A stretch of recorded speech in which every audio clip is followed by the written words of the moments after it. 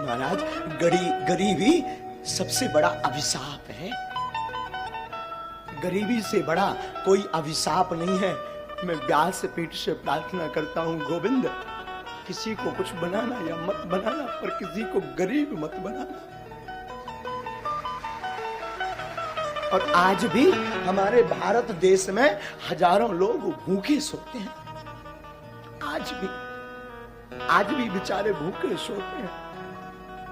हमारे देश में आज भी भूखे सोते हैं। श्रीमान, हमारा निजी अनुभव है, हम किसी की बात नहीं कहते, हमारा निजी अनुभव है कि जब 2 रुपया ना हो ना तो कोई पूछता नहीं है, और कोई उधार नहीं देता। इसलिए नहीं देता क्योंकि ये चुका नहीं पाएगा। बड़े लोगों को ही उधारी मिलती है, गरीबों का तो सिर्फ परमात्मा होता है।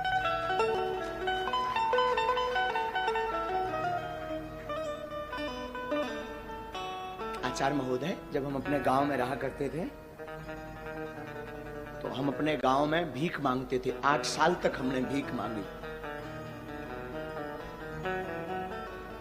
और एक बार की घटना बहुत झंझोर थी, चूंकि पर वो रह नहीं पाते मुझसे कहे बिना।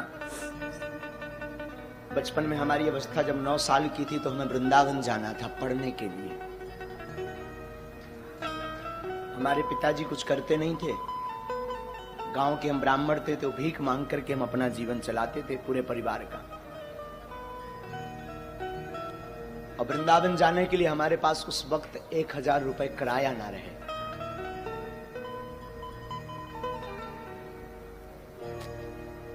सच कहूं, लोग उस वक्त निमंत्रण कार्ड भी नहीं देते थे, क्योंकि ये आएगा तो फटे कपड़े पहनकर आएगा तो हमारी शोभा खराब हो जाएगी।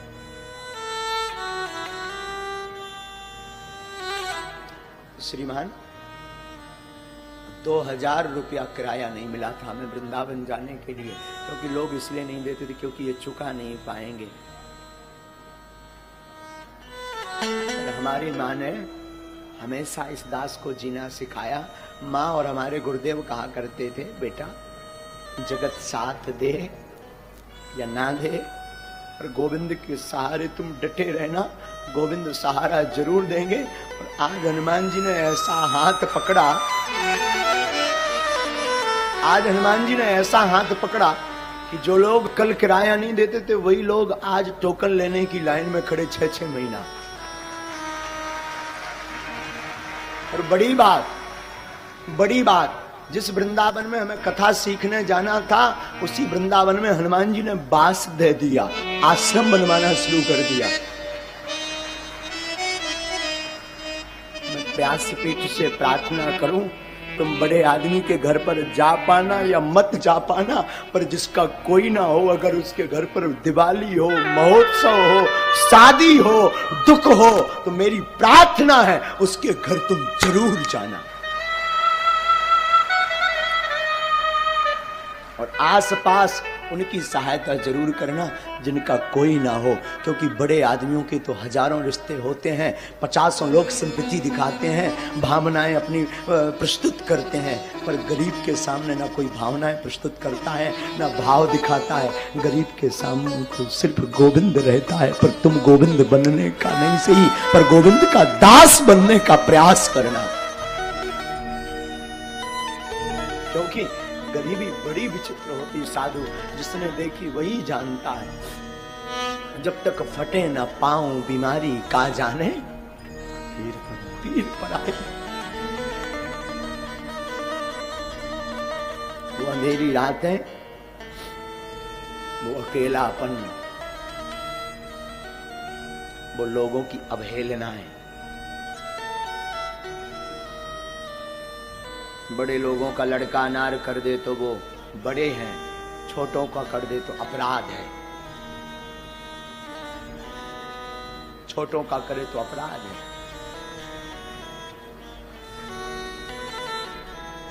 बड़े लोग फटे कपड़े पहने तो ये फैशन, गरीब पहने तो औकात। कि हमारे देश की दुर्दशा। बड़ा आदमी जमीन पर बैठे, बड़ा आदमी जमीन पर बैठे तो बड़े हृदय दिल का, और गरीब बैठे तो ये उसकी औकात। तो द्विपक्षीय हमारा देश है, द्विपक्षीय, तो द्विपक्षीय हमारा देश है। इसलिए बागेश्वर धाम की व्यासपीठ को हमने इसीलिए सिर्फ और सिर्फ उनके लिए खोल रखा जिसका कोई नहीं है।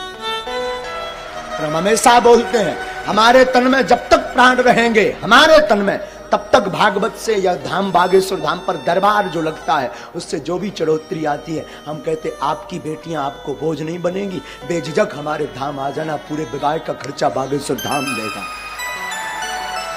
तो कोई सहारा दे या ना दे, तुम आ जाना बेझिझक। हमारे हनुमान जी बाप का घर है बागेश्वर धाम, बेझिझक आना। हमारी लोगों को भले ही बुरा लगता हमारा स्वभाव, कई लोगों को, इसलिए चाहे बड़ा आवे चाहे छोटा, लोगों को लगता हो, भगवान जाने, कई लोग बुरा भी मानते, चाहे बड़ा आवे चाहे छोटा, हमारी नजर में सब हनुमान जी के भगत हैं। हमें ना बड़ा है ना छोटा, क्योंकि ना दक्षिणा लेते हैं तो हमारे लिए ना कोई बड़ा है। जिसे दक्षिणा चाहिए हो, जिसे यश चाहिए हो, जिसे पद चाहिए हो, उसके लिए बड़ा छोटा। हमें तो एक ही पद चाहिए, एक ही दक्षिणा चाहिए, एक ही नाम चाहिए, वो हनुमान नाम रूपी चाहिए। फिर क्या मतलब बड़ा या छोटा। इसलिए कथा भी हम हमेशा अपने हनुमान जी को सुनाते हैं और बोल देते तुम्हारी क्षमता हो तो बैठो, नहीं तो भग जाओ, नो वेलकम। हमारी कथा आपके लिए नहीं है, अपने बाप हनुमान जी के लिए है। तुम सुनो या ना सुनो, मेरा बाप तो मुस्कुराता सुन रहा ना, तो बैठकर सुनता है और मुस्कुराता भी अद्भुत साहब। वो तो खड़ा खड़ा मुस्कुराता रहता और सुनता है कथा को। तुम क्या सुनोगे और आप दक्षिणा भी क्या दोगे? दुनिया खुद भिखारी है, वो क्या दक्षिणा चुकाएगी? अंतर इतना है, गरीब मंदिर के बाहर भीख मांगता, अमीर भीतर जाकर भीख मांगता, भिखारी दोनों है। जगत खुद भिखारी है, तो क्या आपको देगा? मैं प्रार्थना करूं संसार के लोगों से आशा मत करना, आशा करना तो सिर्फ गोविंद से करना। जगत तभी आपको साथ देगा जब आपके अंदर होते के धोते होंगे। कुछ नहीं होगा, जगत साथ नहीं देगा, क्योंकि सब भिखारी हैं। अंतर इतना, कोई बाहर भीख मांगता लाज लज्जा छोड़कर, और कोई जो है पर्दा के अंदर भीख मांगता, भीख दोनों मांगते हैं। मैं प्रार्थना करूं, बुरा जरूर लगेगा मेरी बात का, और लगे तो हमें कौन था लिया पर समझाने, करिया मो कराओ।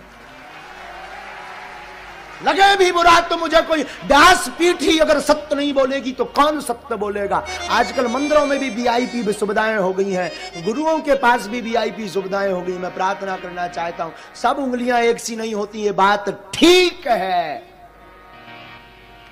पर उनके लिए जरूर कुछ बनो जिनका कोई नहीं, जो 2 रुपया चढ़ा नहीं सकते, उनका जरूर बनो, उनका जरूर बनो। एक घड़ी बड़े आदमी का, प्रतिष्ठित आदमी का आप निबता छोड़ देना, उसको सहयोग देना छोड़ देना, उसके साथ खड़े होना छोड़ देना। पर मैं प्रार्थना करूं, I request all of you, उस गरीब का साथ देना मत छोड़ना जिसका कोई ना हो।